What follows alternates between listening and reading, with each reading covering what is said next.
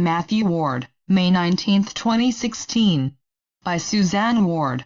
Website, www.matthewbooks.com.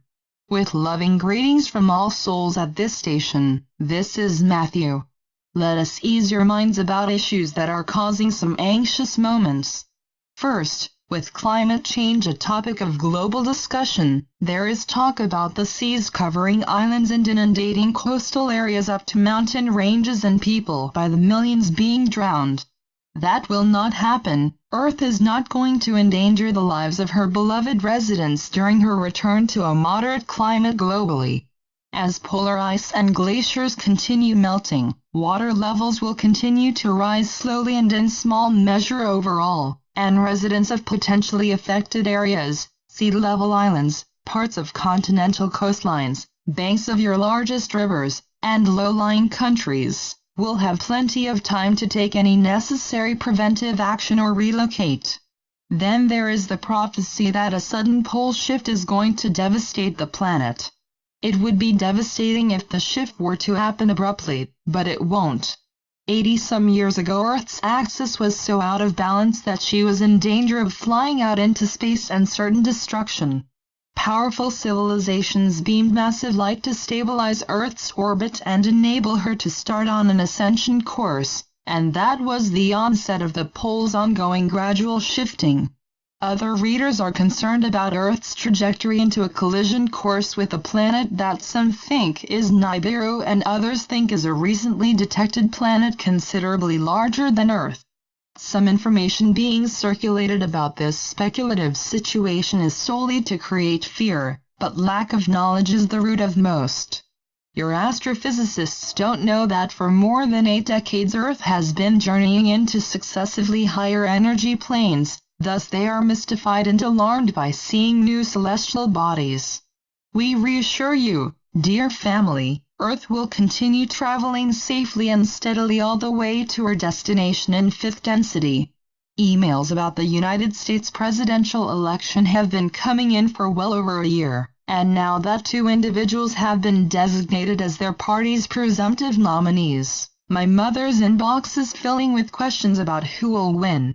Based on the ever-accelerating vibrations that are undergirding people with moral and spiritual integrity and exposing those who lack that quality, we are seeing the likelihood that neither of the presumptive nominees will become president. Senator Bernie Sanders will. If the vibratory momentum continues, the likelihood of his winning will keep moving towards certainty in Earth's energy field of potential, and in November, the voters will elect a wise, honest president. Always we are happy to receive your questions and comments, and especially at this stage of Earth's transformative process, we welcome those that give us the opportunity to offer guidance to new soul searchers. Awakening can be a very lonely and often confusing endeavor. Can Matthew offer any advice to lightworkers who seem to have come under psychic attack for the purpose of confusing them and making them less effective in their work? Awakening is profoundly different from anything you can remember, and if none of your family or friends has mentioned anything similar, hesitation to speak about what you are experiencing is natural. And the realization that you are a part of God can seem overwhelming, as if it is a sacrilege to even think of yourself that way. The combination of feeling lonely and bewildered about your higher state of awareness and accepting your God self can be stressful indeed and thought of as a psychic attack. When vibratory levels were much lower because darkness still enshrouded the planet, the bright auras of lightworkers did make them targets for dark attacks. Now the light on the planet is too intense for that, but via the universal law of attraction, thoughts about being attacked reach energy streamers with like sensations and bring them back to you. Please replace those kinds of thoughts with the knowledge that never are you alone. Not only are your guardian angel and spirit guides constantly at your side, but many souls are having an awakening experience somewhat like yours, and others are confidently moving along the path of self-discovery. Often spiritual and metaphysical bookshops host groups of like-minded individuals or post notices of social meetups, seminars and workshops. General bookstores carry books in that genre too, and if you feel uncertain which to choose, ask within to be led to those that will be most enlightening. Search the internet for sites with postings by kindred spirits and messages from light beings such as Patricia Coda Robles, and always you can ask for divine help to feel self-confident and excited about awakening. Soon you will ease into a joyful relationship with your God self, and avenues will open to areas where you can serve the light effectively and with deep satisfaction. Can you ask Matthew how we can find out our life purpose while here on earth? The best way to find out what you chose as your life purpose also is the simplest: pay attention to messages from soul level to your consciousness, intuition, instinct, inspiration, aspiration and conscience. When you follow those guidelines that are specifically aligned with choices in your soul contract, you will have a strong sense of moving smoothly along life's pathway as opposed to struggling with decisions and perhaps asking others what they think is the most logical direction for you. Is it true dark beings are being removed from Earth and taken to an alternate holographic Earth? If so, this would be great since it decreases the darkness on this planet and speeds up the timetable towards full disclosure. And what is meant by we live in a holographic universe or matrix? Is 3D a dream and higher dimensions are real, or is it all just a projection of our consciousness? Dark beings leave Earth the same way light beings do, death of the physical body. And, like light beings, they enter the part of nirvana, Earth's spirit world, where the energy corresponds to the energy they generated throughout the Earth lifetime. There are good explanations of the holographic universe in books and internet articles, insofar as your cosmologists have discovered.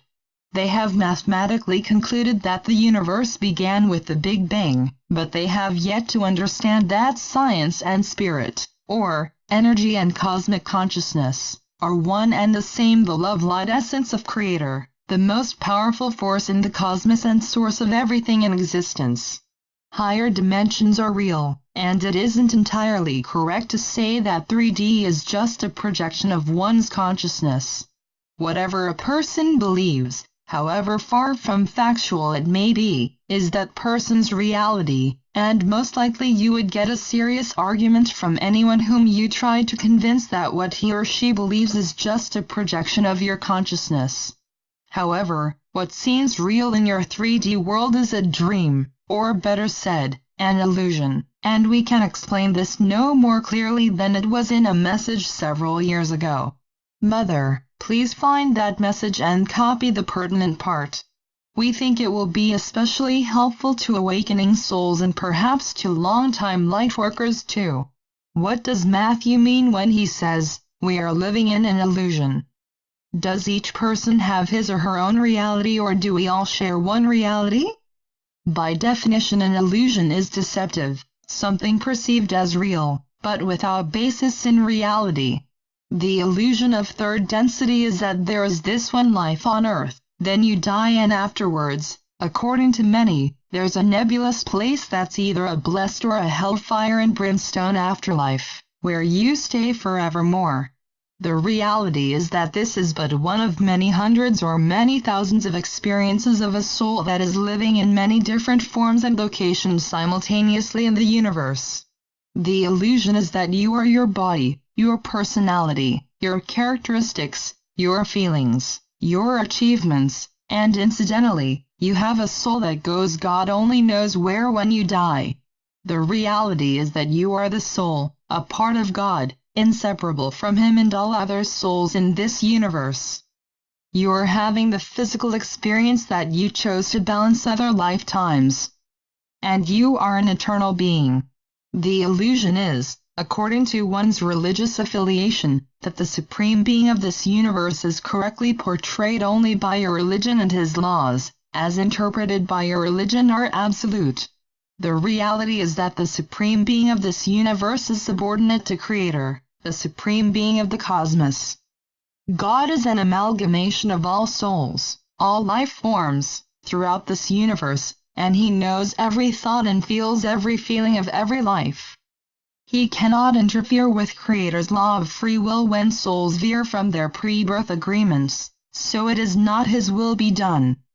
Although we commonly say he, God, or the source by your name selection, is the epitome of androgyny, perfectly balanced male and female energies. And he didn't devise religions, a few of his misguided God self parts did. The illusion is that evil is the opposite of godliness. The reality is that darkness is the absence of light, the absence of love and the spiritual clarity. The illusion is that Earth is a small, solid planet whose residents are the only verifiable intelligent life in the universe. The reality is that Earth is a soul with a planetary body that is home to beings within, on and above her, and her surface residents for the most part are far less advanced spiritually, intellectually and technologically than many other civilizations.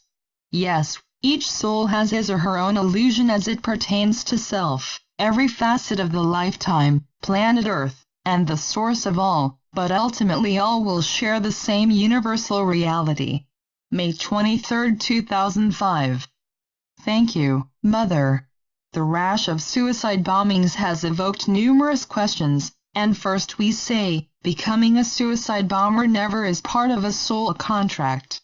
Because each person's contract is one part of a pre-birth agreement made with others who want to share the lifetime, it must include not only a person killing someone to balance the experience of being killed and a person who chose to be killed to balance another lifetime, but must offer all other participants opportunities to experience what they chose for soul evolvement.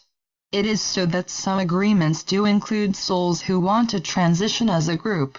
In such a case, it is in service to all the others, who need to experience whatever emotional and financial hardships may follow the group's transitional event.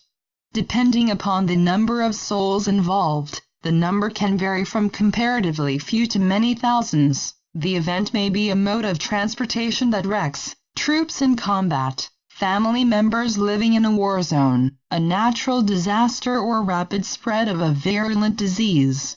Some young people who become suicide bombers are indoctrinated from childhood onward to believe that they must defend their religion by killing people of other religions, and they act upon that powerful form of mind control. Their lifetime review in nirvana is very difficult emotionally as they feel the full extent of suffering that their final act caused to others. Because they acted in accordance with potent programming, they do not incur harsh karmic lessons, and their next lifetime will be dedicated to helping the neediest people in a third-density civilization that has started to awaken spiritually and consciously. Suicide bombers who are adults when they decide to become terrorists act upon a radically distorted sense of empowerment that is bereft of caring about the consequences for others. In addition to an extremely painful lifetime review, suffering exactly as did all persons whose lives were affected by their self-destruction, they will experience one or more difficult lifetimes in a low third-density civilization where the karmic merry-go-round is going full tilt.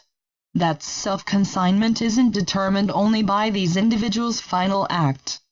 It is that the energy of their desire to kill as many people as possible and of the act itself is so dark that it supersedes all other aspects of their lifetimes.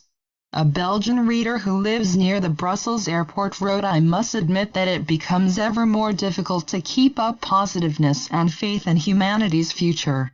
I don't know what to tell other people anymore when subjects like these suicide bombings are discussed.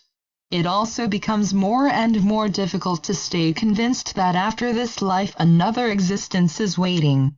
I am wondering if other readers of your messages undergo the same doubts. If they too feel not connected to any out-of-the-body world anymore. Loss of faith in the future of humanity is an understandable reaction to violence when people you know have been directly affected, and while you may not think of detachment from the world as a form of divine grace, it is giving the heart and mind a respite from shock and despair and sadness. In such times, it is difficult to think of a life after this one and derive any comfort from what may seem only a nebulous idea, that there is a glorious spirit world of love and peace. but holding fast to that reality is what will uplift the spirit and restore faith in humankind's determination and ability to make this world a far better place than it is this moment. Beloved brothers and sisters, please do not doubt that this transformation within Earth's civilization is happening. As for speaking with people about tragic events, let your genuine feelings flow. Crying is ever so much healthier than stoically suppressing feelings, so let tears come in abundance. Ask for divine help to heal. See the beauty in nature. Think of the miracle of birth, the innocence of little children and devotion of your pet. Know that there is far, far more good than bad in your world, and the light is continuously strengthening good, weakening bad. Your expression, "Time heals all things," is only partly true. It is how you use time that brings healing, a return to well-being and positivity, or not. Now I am speaking just as Matthew to say that stress made its way into our last message. Attributing the devastation of Haiti to a hurricane instead of an earthquake was a rare instance of my mother's thought, and a lapse in your memory, Mother, overriding my transmission. She's dismayed that the week of stress about her computer's technical difficulties, which blocked her site and email address, permitted her momentary departure from clearly hearing my words. We bid you farewell for this moment only, as we are forever with you in unconditional love. Love and peace. Suzanne Ward. Website: The Matthew Books.